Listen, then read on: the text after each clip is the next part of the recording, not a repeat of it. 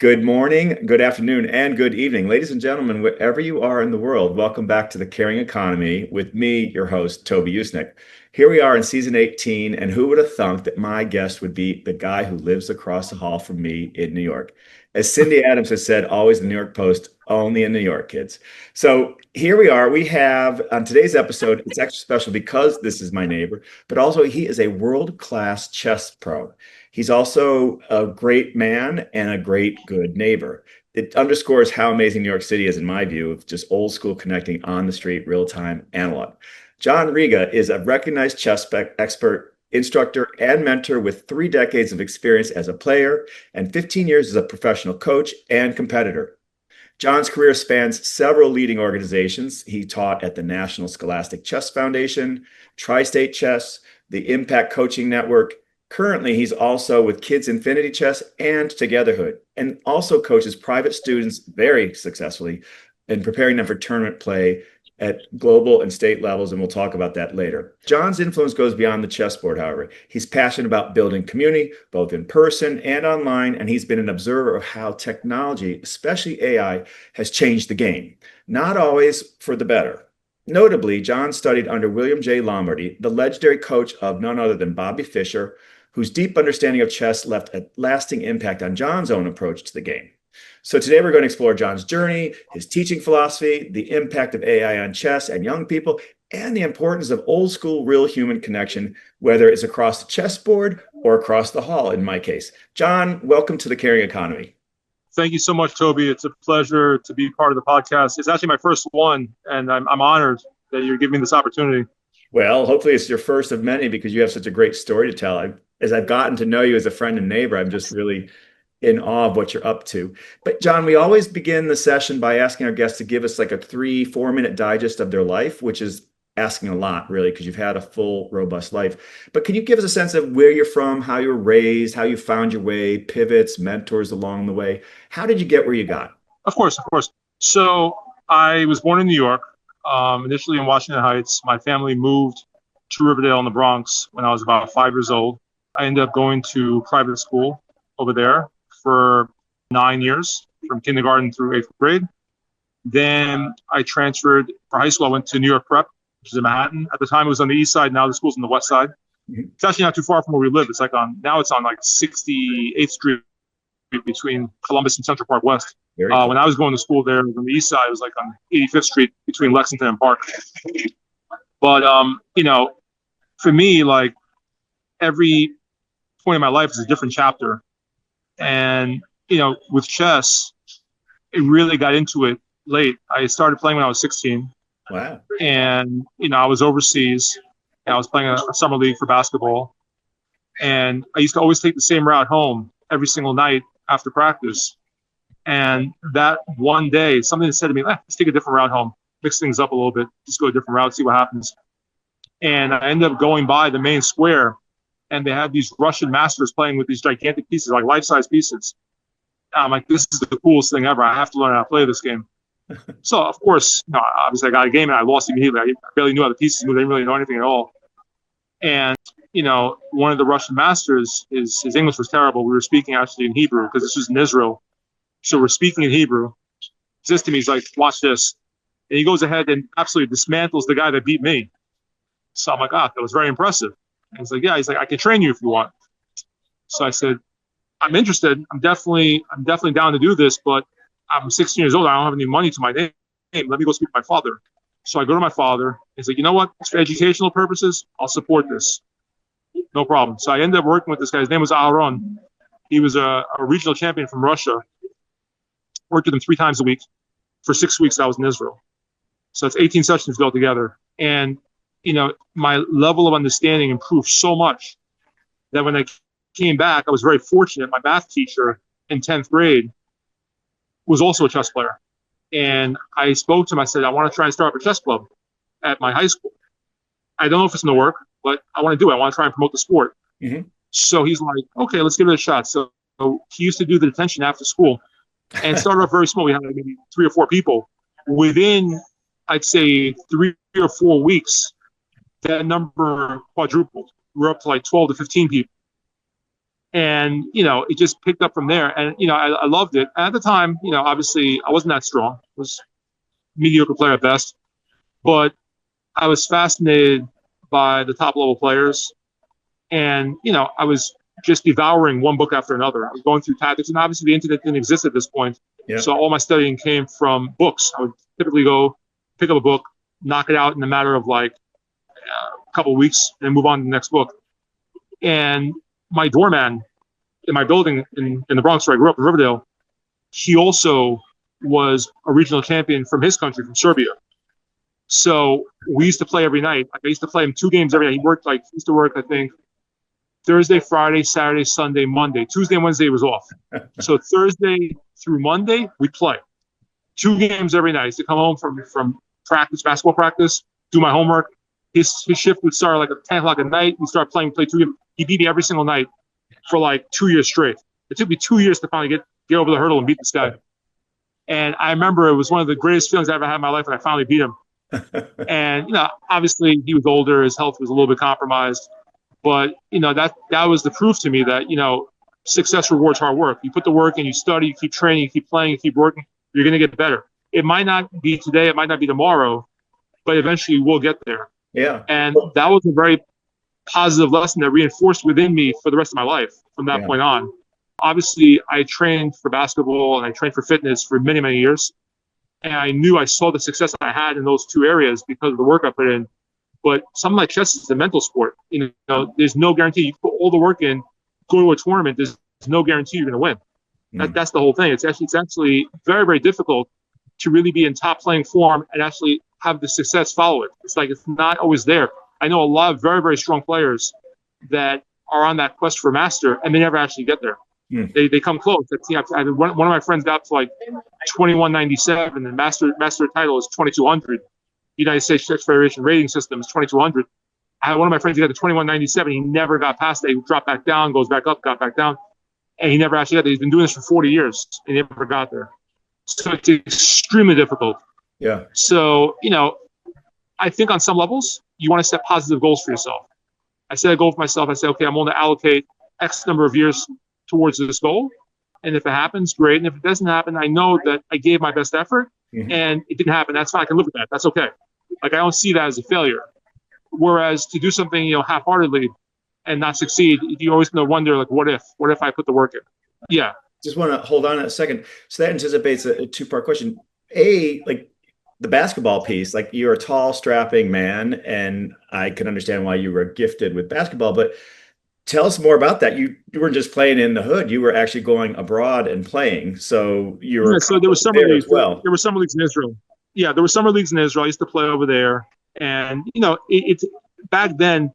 So you have to realize, like, basketball was dominated by the United States. If you look at the Dream Team, '92 they dominated, '96 they dominated. So the best players in the world were in the United States.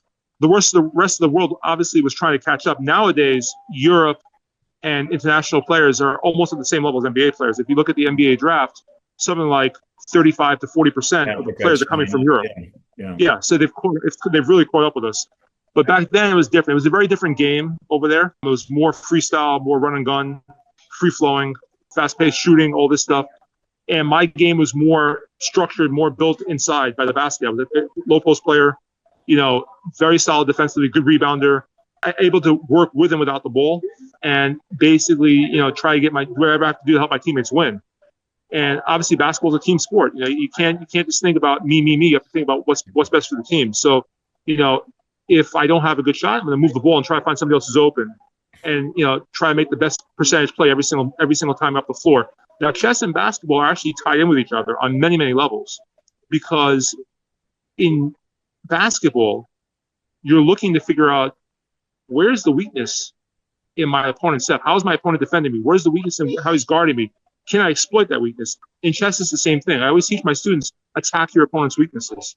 Figure out what the weakness is in their game. Maybe they have certain tendencies or certain habits, and you can use that against them over the board. It might affect their logic and how they think.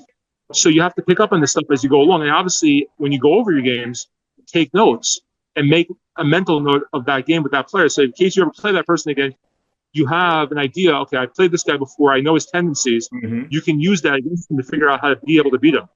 And that actually is connected with basketball also. Like if a player is guarding a certain way, if a team set up a certain type of defense, there's maybe a way to break through by moving the ball or by attacking the opponent's weakness and basically being able to get to the basket and get a high percentage shot and score. So basketball and chess are interrelated very, very much so.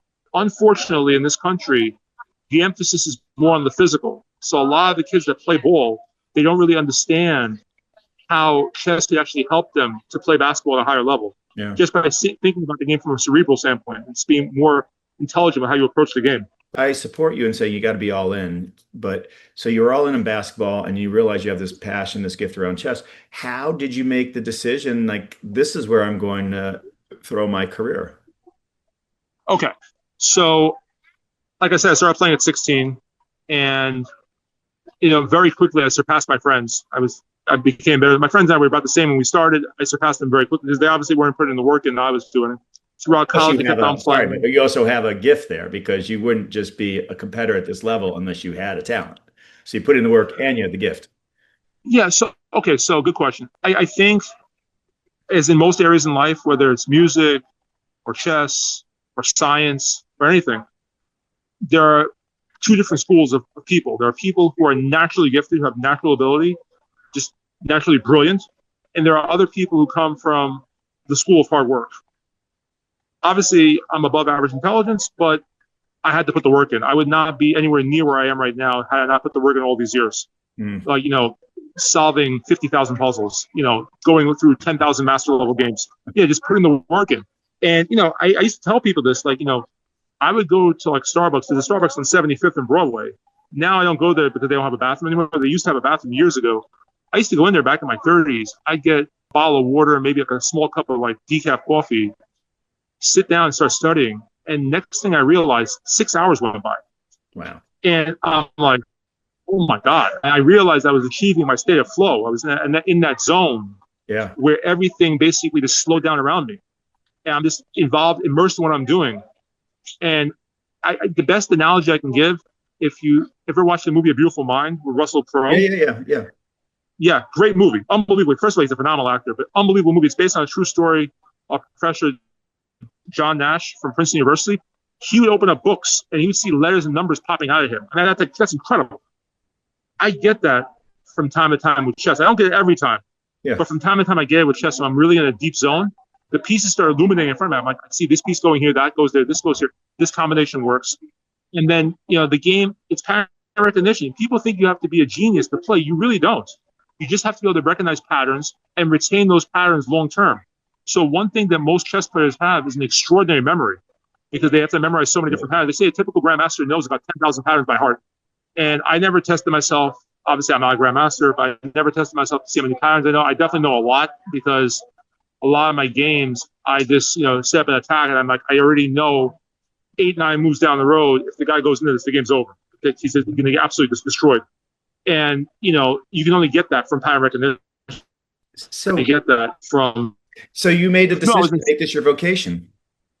Yeah. So when I was in my late 20s, I went to college for health science. My background was exercise physiology, kinesiology, and biomechanics. I was working with athletes. I was a personal trainer.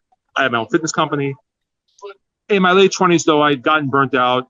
The economy collapsed. This is around 2007, 2008. The economy started to collapse. Obviously, the whole thing with the Madoff scandal. And, the mortgage industry collapsed. There's a lot of problems because in a thriving economy, people are looking to spend money, of course. When the economy starts to crumble and people start losing their jobs, the first thing that goes are luxuries. So the personal training, the athletic coach, the massage, all that stuff is out the window. So it got to a point where I'm like, you know what? If I want my business going, I'm going to have to start using my own money. Up until that point, I've been using other people's money to keep the business going. And I'm like, you know what? Do I really want to keep this going? I'm burnt out with this. I don't really want to do this anymore. I want to do something else. What clinched it for me was when I saw myself, I had a picture of myself in my mind at 50 on the floor, on the gym floor, babysitting someone. I'm like, I can't do this. Like, I can't do this. I'm like, I have to just do something else in my life. So, I went down to Brazil. This is like 2009. So I'm like 31 at this point. And I'm like, I'm just walking on the beach. I'm meditating. I'm thinking to myself, I'm like, what the hell do I want to do with the rest of my life? I'm like, I'm figuring at this point, I'm still at the peak of my health. My health is incredible at this point. I'm like, I could easily live another 50 years. What do I want to do? And the two answers that came to me were, I love chess with all my heart, and I want to, help people learn the game. I want to basically work with people who are interested in playing. So the primary focus at that point is kids, because kids have the biggest interest in chess when they're young, because they don't have as many activities. They obviously get busier as they get older. But when you start working with kids, you start with them like kindergarten, first grade, you can work with them all the way up through elementary school, years. So once I came back to New York, I'm like, okay, now I have to put things together. I'm like, I got to put my resume, I have to update my resume. I've got to start playing tournaments, because I knew I was a strong player at this point. 2009, 2010, 2010 started a new decade. I'm like, I know I'm a strong player, but nobody else knows it. I've got to start playing tournaments to get some type of recognition for my name. I knew I was a strong player, but in order to, get a program, for a program to hire me and say, we want you to come and teach our kids chess, they're going to want to see some type of credentials. So I had to start playing tournaments. Up until that point, I never even thought about playing a tournament in my life. I'm 31 years old. I've never thought about playing a tournament in my life.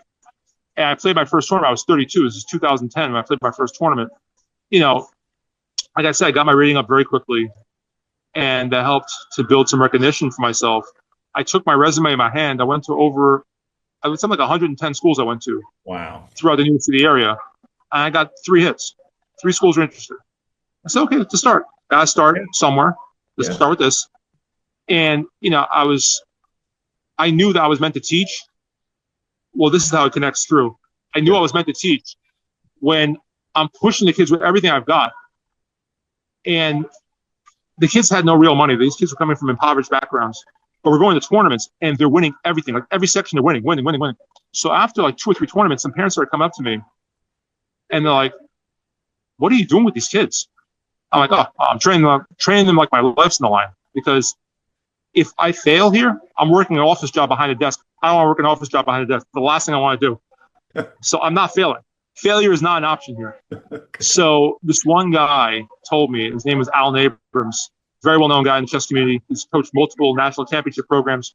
He told me, what you're doing is great, but you're doing it on a micro scale. If you want to get with the big guns, the big guys, you got to reach out to this company up in Westchester called the National Scholastic Chess Foundation. So, I knew one of the top players in the world. It's his stepfather who runs the company. So I knew the guy was like number 2 or 3 in the world at the time. I knew the guy. I didn't know who his father was. Eventually I meet with him, and he liked my personality, liked my energy. And he says, okay, everything's great except for the fact that you don't have a car, because all the programs are up in Westchester. So he's like, this is not going to really work without a car. I said, I'll tell you what, I'll make you a deal. Let me get the job. Let me show you what I can do as a teacher. If I come late one time during the entire school year, we'll call that human error, because people make mistakes. If I come late twice in one year, I resign on the spot. My job's done on the spot. No questions, no nothing. I just resign immediately.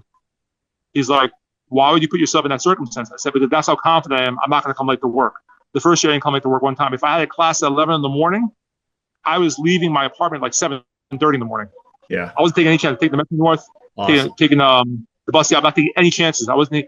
First year I came in. Second year I came in one time. It was a miscommunication. One of my coworkers was supposed to meet me at a school in Greenwich, Connecticut, because this guy's programs in Greenwich and Westchester.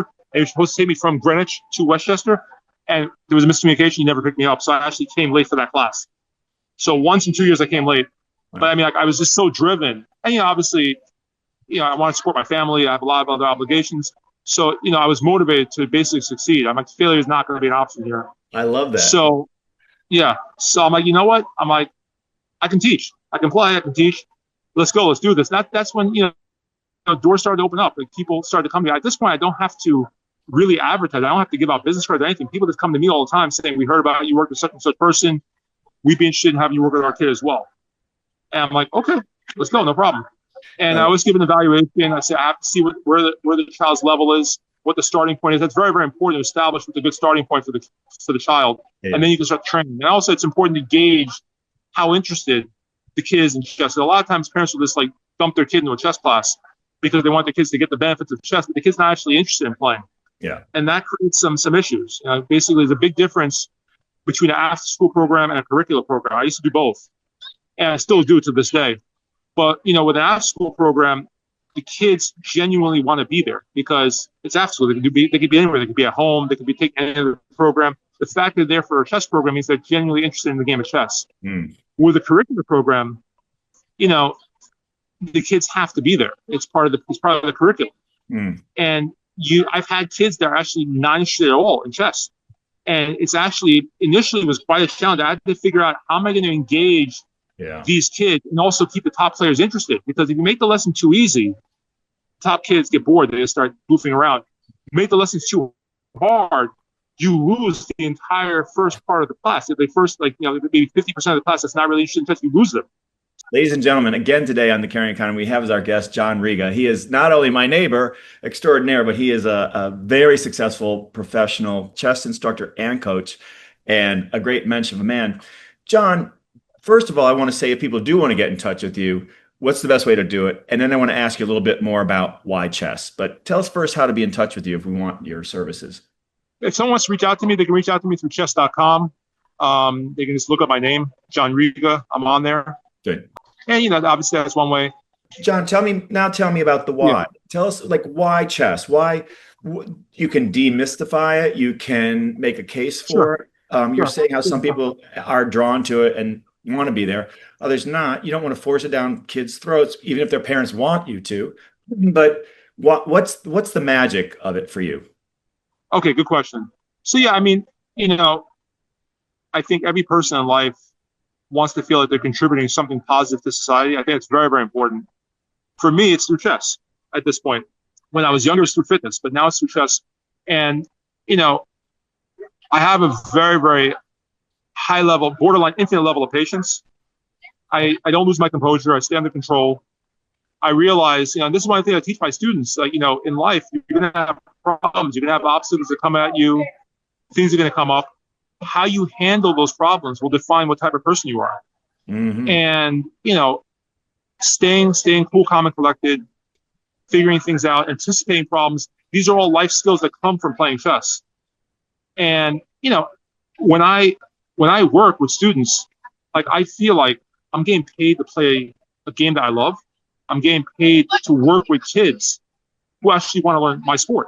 Yeah. So it's a win-win across the board. I see so many people throughout my life that they're beaten down by their jobs. They don't like their work. They're miserable, but they have to do the work because they have to support their family. Yeah. That's not the path I want to live. I think life is meant to be lived well. It's meant to be, you're meant to be happy.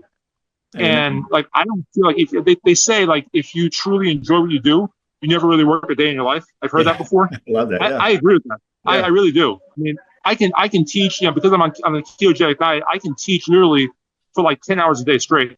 Yeah. And I'll be fine after. I don't have any setbacks. I don't feel tired or anything. I just keep on going. Yeah. And then you also have that ripple effect you create because the lives you touched, they go out and they spread that kind of power. It's funny you say that. So one of my original schools when I started teaching was at PS 81 up in North Riverdale. One of my students, I saw him. He came up to me. There was this store that opened up by Manhattan College, and it's like a bodega convenience store that they have chess tables in there. So I went in. I'm like, I'm playing chess. I'll sit down, play a couple of games. He comes up to me. He's like, "Did you teach at PS 81 back in 2011, 2012?" I'm like, "Yeah, I did." He's like, "Are you Jon?" I said, "Yeah, I'm Jon. What can I do for you?" And I had no idea who he was. When he reminded me, I remembered him by his game, not by his name, but the way he played chess. I remembered his game, the way he played. Wow. Very, very tactical, very aggressive player. His father was one of the Russian diplomats. So they lived in the Russian embassy up in North Riverdale. And I think I think the family was from Tajikistan or something like that. Yeah. So, basically the kid recognized me. So we have to play. So we sat down, we played a few games. I mean, I beat him, obviously. That's what I do for a living. But the point is it's 13 years. Yeah. And he recognized me. Yeah. And he told me, he's like, my style, my way of playing, my way of thinking, it had such a profound impact on him as a person. I'm like, oh my God, it's incredible. So follow up on that, Jon, because you and I've had these hallway chats, and I'm mindful of your time as well. AI. So share your view of how AI is affecting things, good and bad. But I really love your observation that you can see from the students you coach if I remember correctly, you can see where they've been practicing or over practicing with AI versus more what I describe as organic. Can you reflect a little bit about on how AI is changing the sport? Yes, it has. So on some levels, I mean, Bobby Fischer said this himself, that computers have ruined chess. And on some levels, he's correct. I mean, it's obviously made players a lot stronger because kids are memorizing entire algorithms. When I was growing up playing, I used to study games. I'd study grandmaster level games. I go into there's something called a master game database. I go into the database. I study games of how grandmasters play. So obviously, a grandmaster is much stronger than I am. So I'd be able to emulate their technique over the board. Nowadays, kids go and they literally put entire games through the engine, through the chess engine, and the engine has an algorithm that spits out, and they're literally remembering all the variations, everything. So now when you play against someone, you're basically playing a computer that's like 3600 rating, which is impossible to beat. That's what you're going up against. And it's really taking a lot of the creativity out of the game. Mm. You know, it's actually forced me to change my style of play. A lot of the openings that I used to play, I can't play them anymore because the kids just get unbelievable positions against me. And I'm like, what is this? I'm like, I have so much more experience. I have so much more understanding of the game of chess, but they're memorizing entire algorithms of theory, just like streams and streams of lines. So I'm like, you know what? I have to change the way I play. I can't play as tactical anymore. A lot of my combinations are not working. I have to play more positional now. Wow. And just slowly but surely position how to play them, because you get them into some unknown position they've never seen before. Now they have to start thinking, and then they can actually make a mistake and lose. So where do you think it all goes in the next, say, 10 or 20 years? So I'll be honest with you, I'm very concerned about this. I think that in the long term, I think AI is going to take away a lot of jobs from people. Mm. I mean, think about it like this. Look at Uber and Lyft. You know, right now they're paying the drivers about 40, maybe 50% of what they earn from the rides, sometimes not even that much. But once AI perfects driving the vehicles and the accident rating is zero, because obviously an AI can drive better than a human. Once they perfect that technology, all those drivers are going to be out of a job. More specifically, what about chess? Where do you think over the next 10 or 15 years chess goes? Very simple. Yeah, sure. So if an AI bot, if you can have a classroom where basically there's a teacher who's on full-time salary, they're getting paid a full-time salary, they organize the classroom to sit down, the AI bot is, set up through the smart board, and they can essentially teach the entire class. They never get tired. You never have to pay anything additional. Like when an instructor goes into a class, he gets paid salary or fee, whatever he gets paid. Schools now can eliminate that entire process. That middleman, the teacher, is just gone. So I'm not saying it's going to happen tomorrow. It's probably going to happen within the next 5 to 10 years. Sorry, but what aside from the like who's going to do it, what about the feel and the strategies that are going to unfold? They're just going to become more and more automaton-like? So that's a good question. Yeah. So I mean, kids are very good nowadays. They have access to so much information. They can emulate whatever they see very, very well. And yes, the computers are very impersonal, but the results are there. I mean, if you use a computer engine, you're going to play at a higher level than if you don't use an engine. So someone who's not using a computer to study chess can only go so far versus the person who's using the engine. They have a tremendous advantage. Wow. I'll give you an example. I played in the World Open last month, it was beginning of July. It was over the July 4th weekend. So it's still this month, but it's beginning. So there was a boy, 12-year-old Indian boy. I played him. We ended up having a draw. He says to me after the game, he's like, I looked you up on chess.com. I want to find your games. And you did a very good job of camouflaging what openings you're going to play. I deliberately played like bogus openings on purpose on chess.com for the Blitz games so people couldn't track my games. Wow. So then I went to ChatGPT and I asked ChatGPT, how do I play against Jon Rigai if I'm playing against him in a tournament and I have the black pieces and he has the white pieces? And what's a good way to contain him and possibly beat him? The computer broke everything down for him. It told him my exact style of play. Wow. What to do, not to do, everything. Incredible. That's cheating, I would say. Of course it's cheating. Of course it is. It's highway robbery. So, he drew the game. And I messed up in the end game. I made an accuracy. He told him, it said the guy likes to play open games, very tactical, very aggressive. Keep the games quiet, positional, stay away from all his aggression. Get him into an end game. You can maybe make a mistake, then you can convert the win. Wow. And, I had such a binding advantage that even though I messed up in the end game, I botched the position. I didn't play it correctly. I played the second most accurate line. Ended up being a draw. He didn't have really a chance to win the game. But Wow. when he told me this, I'm like, this is unbelievable. I'm like, I had to consider if I want to keep on playing because it's like people are looking at my games like that. I'm like, okay, this is not Yeah. even chess anymore. Well, So that's unfortunate. it anticipates, I'm mindful of the timing. It anticipates my last question, which that young Indian student, 10 years old, you said? Yeah, he was 12 years old. 12, 12 years old. him or anyone else you've taught, or the parents of people you've taught, what words of wisdom or pearls of wisdom do you have at this point in your career, both past, present, and looking forward? It's a great question. Yeah, I mean, the main thing I teach my students is chess improves critical thinking, problem solving skills, creativity, being able to handle adversity in a positive way. There's a big difference between a person who does not play chess and a person who does play chess in the way they think and the way they handle adversity. Most people who don't play chess, when they have a problem, they usually get emotional. They get upset, they get angry, they start yelling, screaming, cursing. That's like the worst thing you could do because your mind is clouded now. You're not thinking straight. As a chess player, I teach my students, take a step back. You have a problem in front of you. Let's try and figure out ways to solve it. Maybe there is no solution. Maybe there's no way to solve the problem. But at least if you take a step back and you start looking for ways to solve it, you might find something that can improve the situation considerably. Awesome. And that's a big step in the right direction. I've had students that have gone on to win national championships. I've had teams that have won national championships.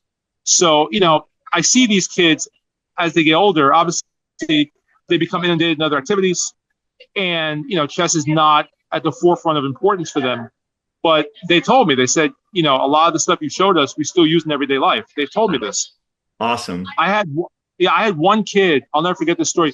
I thought for several years, I thought I was just teaching chess. And I'm like, I'm just teaching whatever. Kids are coming to class, I'm working with them, so be it. A mother comes to me. This is like in 2015. So it's about 5 years after I started teaching. And she told me that she was going through a horrible divorce with her husband. And, the judge had her son come up on the witness stand. He wanted to ask the kid a couple of questions. The judge asked her son, what was his favorite activity throughout the whole school year? He said, my class. And I'm like, oh my God. Wow. And I'm like, that's when I realized I'm getting through. I'm actually making a difference. That's what life's all about. You make positive difference. You have an impact. You help improve people's lives for the better. And then that's pretty much it. I mean, if you're good at what you do and at the core of your foundation, you actually want to help people, I think you're going to be successful no matter what field you're in. You are exactly right, my friend. Or science and math or sport. That's why we have you on the Caring Economy. I believe 100%. Yeah, you get it. And we get it. I mean, that's exactly what, and you're instilling that in young people. Jon Rigai, I can't thank you enough for joining us today. Ladies and gentlemen, Jon is a fantastic neighbor, and I think single and eligible man for anyone looking for a great guy in New York City. I'll just say that out there because you are great inside and out. But also, I mean, a celebrated chess professional instructor. You can find him on chess.com for instruction. And if you want to maybe gift or have one of your kids take up the sport. Jon, my sort of takeaway is check out chess, right? Like you got nothing to lose and everything to gain by trying it out. So my heartfelt thanks to you, Jon. And I want to actually at some point pick up the game again myself. Sure. I'll be happy to help you. My pleasure. So, Jon, I mentioned at the opening that you trained with Lombardi. Tell us who he was and why it matters and how it affected you. Okay, great question. So, William J. Lombardi was an international grandmaster. He was one of the people responsible for Bobby Fischer's ascension to greatness and becoming the world champion. Lombardi and Fischer worked side by side. Lombardi was actually his second when Fischer played for the world championship in Reykjavik. So the person who's a second, their job is to help prepare your openings. Their job is to help you get the hotel room set up. All your meals are covered by them. They're supposed to take care of everything to basically make the players, task of playing a high-level match easier. So all top players have a second that they spar with, and they're there to basically make your life easier. Obviously, Lombardi even though he's a grandmaster, he wasn't as strong as Fischer when Fischer was at his peak. But I'll be honest with you, in the time I spent with Bill, I realized very, very quickly that his knowledge of chess was second to none. I never met a person who knew more about the game of chess than William J. Lombardi. And when I used to take lessons with him, I used to bring my recorder in with me into the lessons. because there was so much information that he was passing on to me.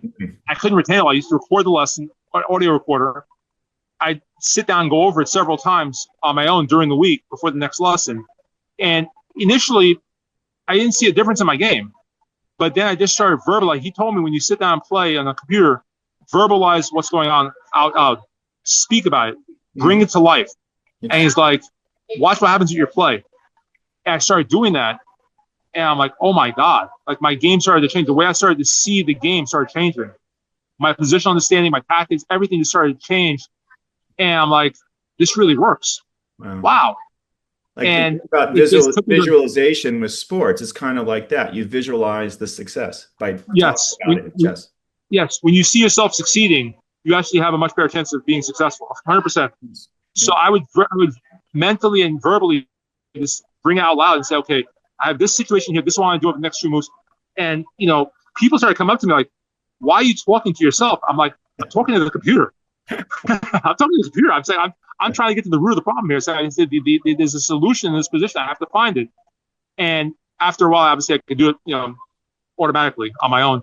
Yeah. But yeah, he definitely helped me. And a lot of his lessons I use with my students still to this day. Yeah. John, remind me, actually, one last thing I do want to ask about for our audience. I would like to say that it can't get much more democratic as a sport, as a hobby, than chess. In Washington Square, you see in the public parks in New York, these permanent chess tables, and it's all kinds of people playing there. It's not about money or race or ethnography. It is just, it's available to all. You just need, ideally, someone to play with, but you could play with a computer. But is that a fair statement? Like, there's no barrier to entry in a sense. It's just the will to do it.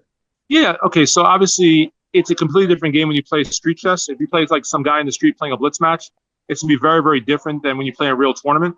Of course, some of the street players have been playing for like 30, 40, 50 years. So they have tons of experience. They've played tens of thousands of games. So you're going up against that person's experience. Obviously, if someone has formal training and they play tournament level chess in the right environment, they should be able to win against that person. But like you said, there's people from all walks of life. You can meet so many different people and learn so many different things, different ideas. And a lot of cultures have different elements they bring to the game. Certain types of people are way more tactical. Yeah. Other people are more creative. Like, for example, the Chinese players are very good at emulation. Their emulation is second to none. They can replicate entire games, technique, perfect, everything, very, very precise to the letter. The Indian players are more creative, in my opinion. I see the way they play, and they know they never give up. They never give up. They keep coming after you. I'm like, okay, I have to put this person into the ground. I can't stop because he's not going to resign. He's not going to give up. He keeps coming after me. Philippine players, very, very tactical. Dominican players also very tactical. Just what about different the Americans? How are the Americans? That's a good question. So the American influence on chess is not where it should be, in my opinion. I mean, obviously out in St. Louis, there's the Singfield Chess Club. And there's a guy named Rex Singfield. He's a billionaire. So obviously he helps to promote the sport. He's a huge fan of chess. So he pays for several American grandmasters to live out there year round. And they play tournaments, and they obviously helps to build up the sport. But, chess gets expensive. It's not a cheap sport. I mean, if you just want to play recreationally, it can be very, very easy to play. You can get a set, from Target for like $15-$20 and go play. But if you want to start traveling tournaments to play the circuit, that gets expensive. Yeah. No, I'm not. I agree. I'm just saying, there's no barrier of entry to check it out, try it out, right? It doesn't matter if you're Black American, whatever. But I hear you as well. But that's true of many sports, right? If you want to go professional or collegiate, then the prices are going. You're traveling teams and stuff. Ladies and gentlemen, I have to thank Jon again. He is not only a New Yorker extraordinaire and my neighbor, but he is a celebrated professional chess instructor, competitor. And someone check out, if you're interested at all in chess, check out chess.com and look for Jon Riga, R-I-G-A. Jon, my thanks again. My pleasure, Toby. Thanks. It was great. I really enjoyed this. To be continued. Thanks.